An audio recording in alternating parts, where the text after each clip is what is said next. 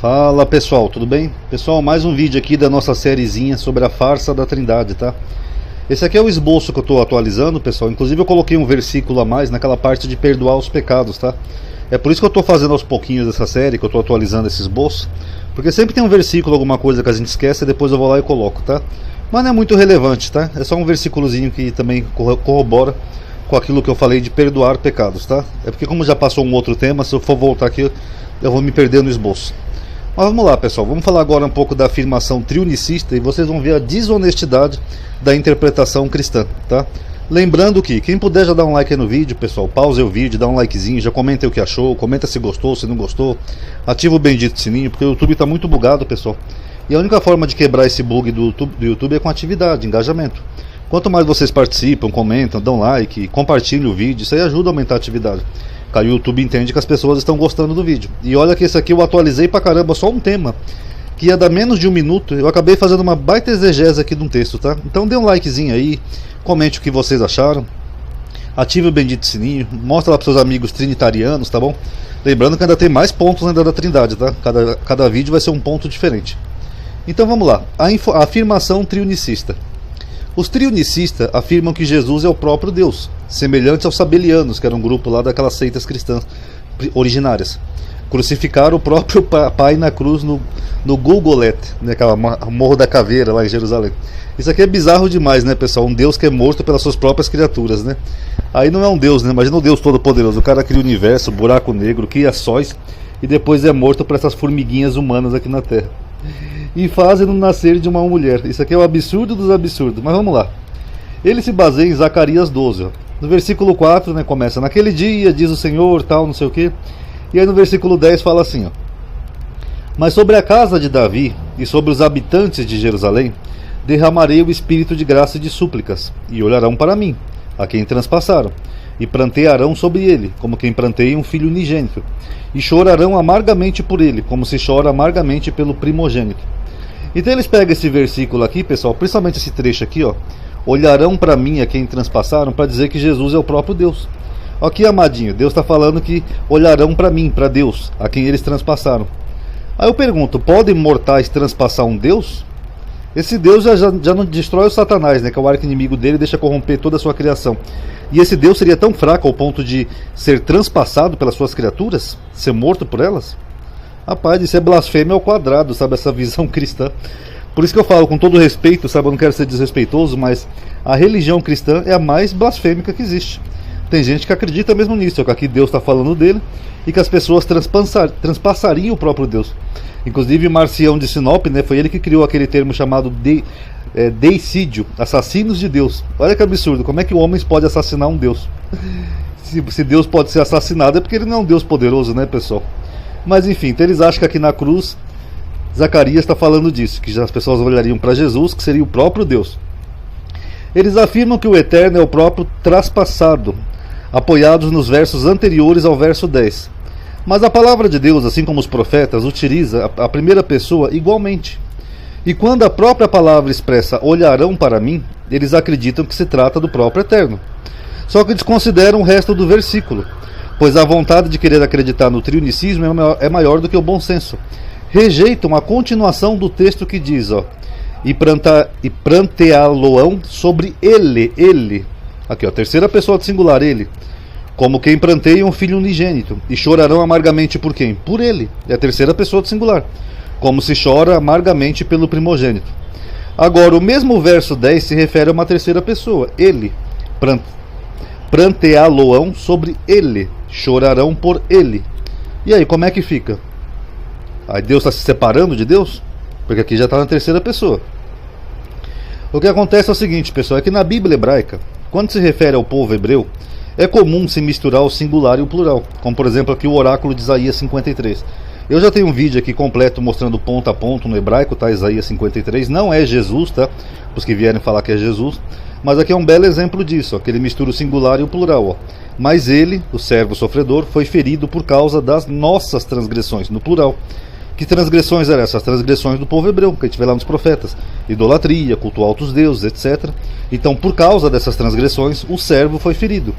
Agora a Bíblia fala que uma pessoa não paga pelos pecados da outra. Então quem que é esse servo que foi ferido? É o próprio povo de Israel, como o próprio Isaías identifica nos 4 cantos do servo. Então ele, Israel, foi ferido por causa das nossas transgressões, do povo, do coletivo, e moído por causa das nossas iniquidades. O castigo que nos traz a paz estava sobre ele, pelas suas pisaduras fomos sarados. Então esse é um exemplo de como o hebraico às vezes mistura o singular e o plural, tá bom? Então quando Zacarias fala que olharão para mim, ele não está se referindo a Deus, até porque Deus, segundo a tradição judaica, ele não tem forma, ele não tem matéria, ele não tem nome, ele não tem nada. Então quando Deus fala olharão para mim, ele está se referindo ao povo dele, não a um Deus que não tem forma, tá bom? Agora vem mais problemática, ainda vocês vão ver, vai ficar mais complicado o negócio aqui ainda. O termo transpassado em hebraico é dakar, esse aqui, ó, o dalet, o kof e o resh no final, que, inclusive se eu colocar aqui a letrinha U, significa furado ou perfurado. Por isso que as Bíblias colocam transpassado, que é aquilo que você fura, perfura, se referindo a alguém que foi morto à espada, porque a espada você fere alguém, você perfura alguém com uma espada. Você pega uma espada, espeta na barriga de alguém, você está furando, perfurando aquela pessoa. Como por exemplo aqui em Juízes 9:54, o mesmo verbo. Então chamou logo ao moço que levava as suas armas e disse-lhe: desembainha a tua espada e mata-me, para que não se diga de mim, uma mulher o matou. E o moço o atravessou, o perfurou, transpassou, e ele morreu. Aqui, ó, o mesmo verbo, ele foi morto como? Por uma espada. Esse moço pegou a espada, pum, perfurou ele, ele morreu. O mesmo vale aqui para o rei Saul, ó. Como é que o rei Saul morreu?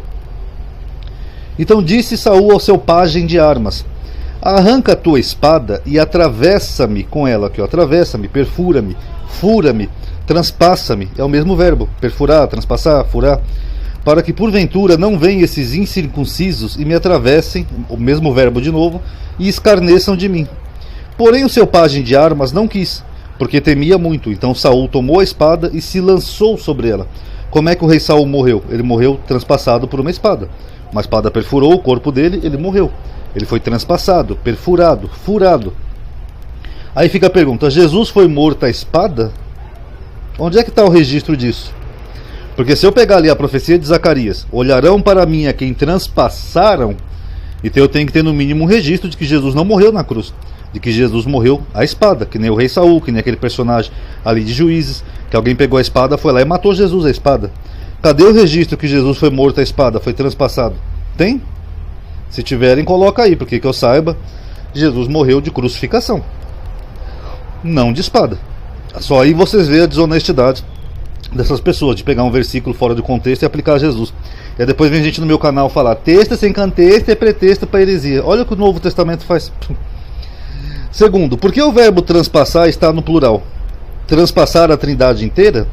Porque ali não é singular, ali é plural. Que nem eu falei, se a gente for analisar então pela questão de olharão para mim e depois ir para o plural, ali está no plural. Olharão para mim a quem transpassaram. Então por que está no plural? Quer dizer que foi mais de uma pessoa transpassada. Então eles transpassaram a Trindade inteira? Fica aí para reflexão. Vamos ver os tempos verbais. Isso aqui eu até ia fazer com a lousinha, mas acho que dá para fazer aqui com a captura de tela. Mas se quiserem eu faço também, não tem problema. O verbo transpassar está no passado ou está no futuro, pessoal? Olha aqui o texto, ó. E olharão para mim a quem transpassaram, passado. Está no passado ou está no futuro? Porque Zacarias é antes de Cristo. Então se Zacarias estivesse falando de Cristo, ele colocaria aqui no futuro. E olharão para mim, que olharão já está no futuro, a quem transpassarão. Não seria assim, pessoal? Mas está no passado, quer dizer que Cristo foi transpassado antes de Zacarias? Cristo que nem tinha nascido ainda, não tinha nem encarnado, nem a virgindade lá de Maria, grávida, aquelas coisas todas, quer dizer que ele já tinha sido transpassado antes de Zacarias? Não, pessoal, aqui é passado, ele não está falando de um evento futuro. O profeta Zacarias está falando de um evento passado, o verbo está no passado, ó. Porque Zacarias está se referindo ao povo judeu que foi transpassado no passado. Aqui, ó, Lamentações. Os mortos à espada, o que é mortos à espada? É transpassado, e no plural. Foram mais ditosos que os mortos à fome, porque estes morreram lentamente, por falta de frutos do campo. Aqui, ó, morreram. Aqui é lamentando o povo que morreu por causa da invasão da Babilônia. Um outro exemplo aqui em Ezequiel, ó. Depois de muitos dias será visitado. No fim dos anos virás a terra que se recuperou da espada. Que terra que Ezequiel está falando aqui que se recuperou da espada? Lembrando que Ezequiel estava na diáspora, né, na Babilônia. A terra que se recuperou da espada foi Israel. Então quem que foi transpassado? Foi Israel. Jesus não foi transpassado, Israel foi. E que foi congregada dentre muitos povos, juntos aos montes de Israel, que sempre se faziam deserto, mas aquela terra foi tirada dentre as nações, e todas elas habitarão seguramente. Então essa promessa aqui é para Israel. Logo, quem foi transpassado ali no texto? Israel. Tem nada a ver com Jesus. A profecia de Zacarias se refere ao retorno dos judeus, e a um período em que Jerusalém estaria segura e protegida por Deus. Olha aqui, o versículo 7 ao 9 que eles nunca leram, eles só lê o versículo 10 isolado, né? E depois vem falar que texto sem contexto é pretexto para heresia. Vamos ler então do 7 ao 9, E o Senhor salvará, Deus vai salvar. Primeiramente as tendas de Judá, para que a glória da casa de Davi e a glória dos habitantes de Jerusalém não seja exaltada sobre Judá. Naquele dia o Senhor protegerá os habitantes de Jerusalém. Olha que interessante aqui, amarelinho. O Senhor protegerá os habitantes de Jerusalém, e o mais fraco dentre eles naquele dia será como Davi, e a casa de Davi será como Deus. Aqui, tá vendo? Não falei que às vezes quando se fala de Deus ele mistura as coisas? Aqui, será como Deus, não quer dizer que é o próprio Deus. Como anjo do Senhor diante deles. E acontecerá naquele dia que procurarei destruir todas as nações que vierem contra Jerusalém. Então o que ele está falando aqui? Que Deus ia proteger Jerusalém dos inimigos, e a casa de Davi será como Deus. Por isso que ele fala ali, olharão para mim, a quem transpassaram. A casa de Davi, simples. E Deus falou que eles habitariam seguros e que ele ia destruir todas as nações que viessem contra Jerusalém. Isso aconteceu na época de Jesus, pessoal? Deus protegeu Jerusalém? E destruiu todos os inimigos que viessem contra Jerusalém? Não, na época de Jesus Israel era oprimida por Roma e Jerusalém foi destruída no ano 70, não teve proteção alguma. Então esse oráculo aqui é da época de Jesus? Ou é para a época de Jesus? Porque isso aqui eles ignoram. Do versículo 7 ao 9, eles pegam o versículo 9 e aplicam a Jesus. É honesto fazer isso, pessoal? Pegar o versículo 10 e jogar lá para Jesus? E olharão para mim a quem transpassar. É Jesus, amadinho. É Jesus? E como é que fica isso aqui então? Cadê a proteção aqui? Deus mentiu? Zacarias mentiu? O profeta se equivocou? O profeta não sabia que Jerusalém ia ser destruída e não protegida? Como é que fica? Então esse Deus é bipolar, então é um Deus esquizofrênico, esses deuses que as pessoas acreditam. A desonestidade é tanta, mas tanta, que o Novo Testamento aplica essa profecia em dois contextos diferentes. Mostrando que eles não faziam a menor ideia do que Zacarias estava falando. Eles estavam apenas forjando profecias para induzir o leitor a acreditar que Jesus estava cumprindo profecias do Velho Testamento. Olha aqui, o autor de João fala no capítulo 19, versículo 37.